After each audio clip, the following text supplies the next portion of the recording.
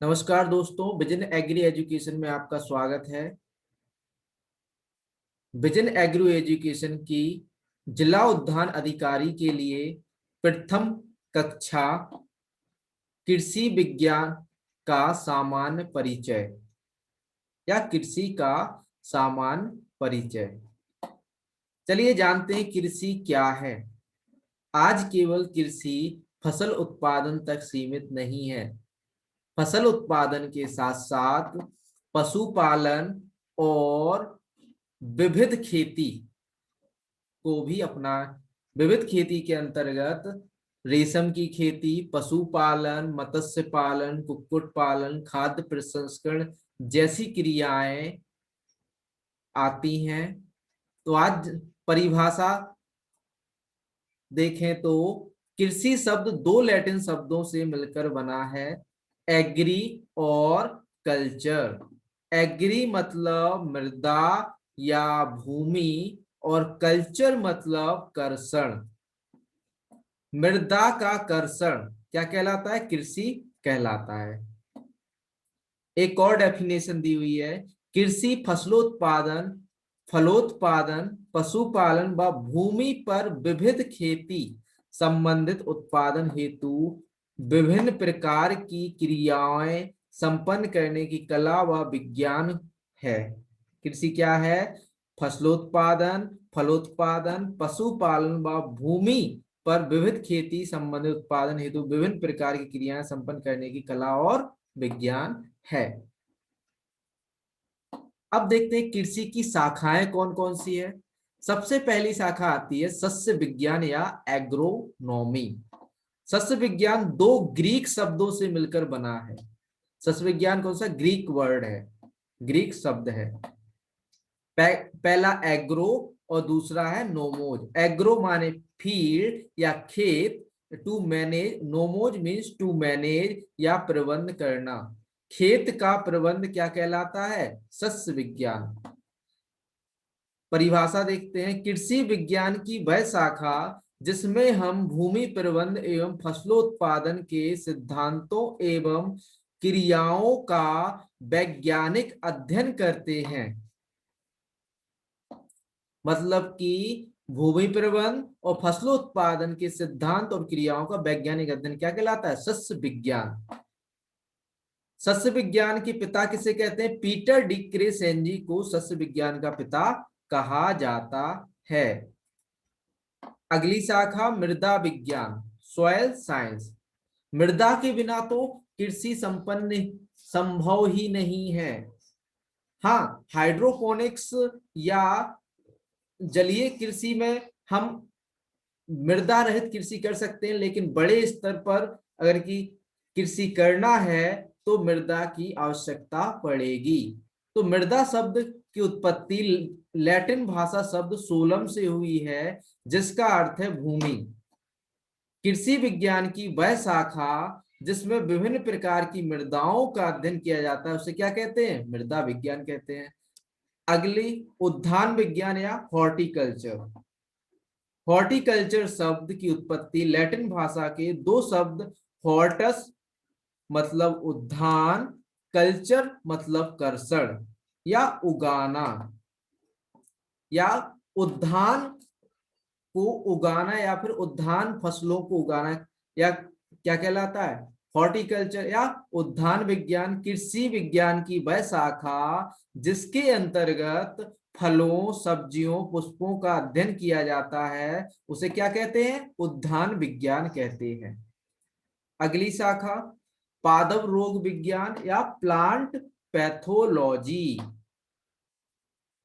कृषि विज्ञान की वह शाखा जिसमें फसलों में लगने वाले रोग एवं उनकी रोकथाम का अध्ययन किया जाता है। कई प्रकार की फसलों में रोग लगते हैं, वो किसके अंतर्गत अध्ययन किए जाते हैं? पादप रोग विज्ञान के अंतर्गत।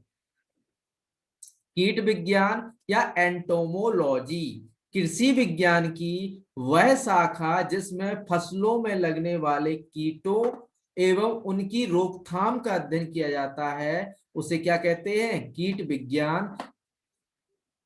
पादप अनुवांशिकी या जेनेटिक कृषि विज्ञान की वह शाखा जिसके अंतर्गत पादप प्रजनन व नई प्रजातियों के विकास संबंधी अध्ययन किया जाता है उसे क्या कहते हैं? पादप अनुवांशिकी। आज पादप अनुवांशिकी के कारण ही नई नई किस्मों का विकास हो रहा है, जिस कारण से कृषि में उत्पादन बढ़ रहा है, जिस कारण से कृषि लाभकर हो रही है। अगला है पादप दहकी या प्लांट फिजियोलॉजी कृषि विज्ञान की वह शाखा जिसके अंतर्गत पौधों में होने वाली दैहिक क्रियाओं का अध्ययन किया जाता है, जैसे श्वसन या फिर फूड या फिर जो खाद्य पदार्थ जैसे नाइट्रोजन का जड़ों द्वारा अवशोषण, पानी का जड़ों द्वारा अवशोषण, ये क्या है? पादप दहकी या प्लांट फिजियोलॉजी के अंतर्गत आते हैं। अगली शाखा है कृषि अभियांत्रिकी या एग्रीकल्चर इंजीनियरिंग कृषि विज्ञान की वह शाखा जिसके अंतर्गत कृषि कार्यों में उपयोग होने वाली मशीनों तथा उनके कल पुर्जों का अध्ययन किया जाता है। कृषि अभियांत्रिकी का कृषि में महत्वपूर्ण योगदान है, क्योंकि आज के समय में, वर्तमान समय में मशीनों के बिना कुछ कृषि कार्य या ये कहें कि उत्पादन लेना संभव नहीं है। मशीनों के उपयोग से आज जो काम पहले के समय में जो काम 8 घंटे में होता था, वह काम आज के समय में 1 घंटे में पूरा हो जाता है। अगली शाखा है पशुपालन या एनिमल हजबेंड्री कृषि विज्ञान की वह शाखा जिसमें पशुओं का पालन एवं उनके रखरखाव का अध्ययन करते हैं। जैसे पशुपालन में अपना गाय का पालन, भैंस का पालन और भेड़ बकरी पालन, कुक्कुट पालन, ये सब क्या किसके अंतर्गत आ जाता है? पशुपालन के अंतर्गत। अगली शाखा है प्रसार शिक्षा, एक्सटेंशन एजुकेशन। प्रसार शिक्षा के अंतर्गत शिक्षा का प्रसार स्कूल कॉलेजों से बाहर गांवों में खेतों तक होता है, अर्थात औपचारिक शिक्षा की तरह स्कूल कॉलेज तक नहीं सिमटा रहता, यानी कि इसका मतलब है कि इसे केवल स्कूल कॉलेज तक नहीं सीमित रखा गया, इसे गांवों तक खेतों तक पहुंचाया जाता है। जो नई तकनीक आती है प्रसार कार्यकर्ता के द्वारा गांवों तक किसानों तक पहुंचाया जाता है। अगली शाखा है कृषि अर्थशास्त्र, एग्रीकल्चर इकोनॉमिक्स। कृषि अर्थशास्त्र मूल रूप में वह विधा है जिसमें फसलों उत्पादन एवं जानवरों के पालन में अर्थशास्त्र के सिद्धांतों का प्रयोग करके इससे अधिक उपयोगी बनाने की कोशिश का अध्ययन किया जाता है।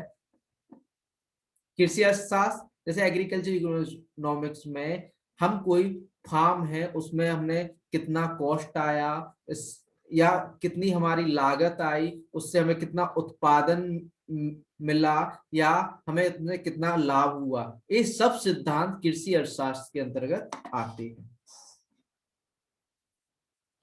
अगला है कृषि का विकास। तो कृषि का विकास कैसे हुआ, कृषि की शुरुआत कहां से हुई? सबसे पहले 10,000 ईसा पूर्व में मानव ने शिकार करना और उसको इकट्ठा करना शुरू कर किया।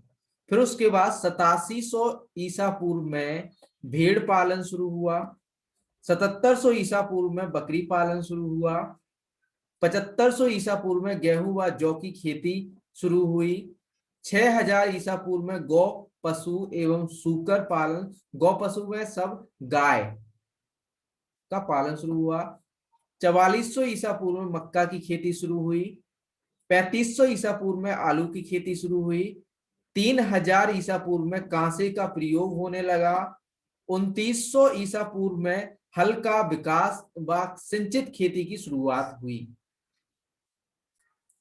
आगे देखते हैं 2700 ईसा पूर्व में चीन में रेशम कीट पालन शुरू हुआ था, 2300 ईसा पूर्व में चना, नाशपाती, सरसों, कपास की खेती शुरू हुई और मुर्गी भैंस का घरेलू उपयोग हेतु पालन शुरू हुआ। 2200 ईसा पूर्व में धान की खेती शुरू हुई। 1500 ईसा पूर्व में गन्ने की खेती व सिंचाई में विकास हुआ। 1500 ईस्वी में संतरा, बैंगन, अनार की खेती शुरू हुई। 1600 ईस्वी में पुर्तगालियों द्वारा भारत में अनेक फसलों जैसे आलू, टमाटर, मिर्च, कद्दू, पपीता, अनानास, अमरूद, मूंगफली, तंबाकू, रबर आदि का परिचय दिया या इंट्रोड्यूस कराया था। किसने? पुर्तगालियों के द्वारा ये सब हमारे देश में लाए गए थे। कृषि के लास्ट में कुछ 10 तथ्य हर रोज हम आपके लिए लेक्चर के या क्लास के लास्ट में देंगे, जो आपको अपनी कॉपी पर रोज आना लिखना होगा। ये आपको परीक्षा में बहुत मदद करेंगे। तो सबसे पहला है बोरो धान की रोपाई का समय है। बोरो धान की रोपाई कब की जाती है? तो दिसंबर में। एक साल में नारियल के एक पेड़ से साधारणतः 120 से 150 फल मिलते हैं। बी सेव्ड चावल की खेती का विकास किया है मत्सुशिमा, जापान ने। वर्ष के विभिन्न समय में एक ही खेत में विभिन्न फसलों को उगाने को कहते हैं क्रॉपिंग सीक्वेंस या सीक्वेंस क्रॉपिंग। किस सन में agriculture refinance and development corporation प्रारंभ किया गया? 1963। कृषि मूल्य आयोग की स्थापना कब हुई? 1965 में। एपीसी का पुराना नाम था, अब नया नाम 1985 में क्या हुआ? CACP, commission on agriculture cost and price हो गया है। पौधों को यूरिया नाइट्रोजन पूर्ण रूप में उपलब्ध होता है प्रयोग के 72 घंटे के बाद या चौथे दिन। पौधे के लिए यूरिया या नाइट्रोजन के रूप में कब पूर्ण रूप से उपलब्ध होता है? तो प्रयोग करने के 72 घंटे के बाद या चौथे दिन। ब्यूटाक्लोर एक उत्तम खरपतवार नाशी है धान के खेत में एज अ प्री इमर्जेंस यानी कि जो पौधा है उसके उगने से पहले। मादा कीट जब बिना निषेचन के सीधे शिशुओं को जन्म देती है। मादा कीट जब बिना निषेचन के सीधे शिशुओं को जन्म देती है तो उसे कहते हैं पार्थेनोजेनेसिस। बिना निषेचन के किसी फल का बनना पार्थेनोकॉपी कहलाता है। बिना निषेचन के बीज का बनना क्या कहलाता है? एपोमिक्सिस। इसी के साथ आज की क्लास समाप्त होती है। मिलते हैं कल नए टॉपिक के साथ। धन्यवाद।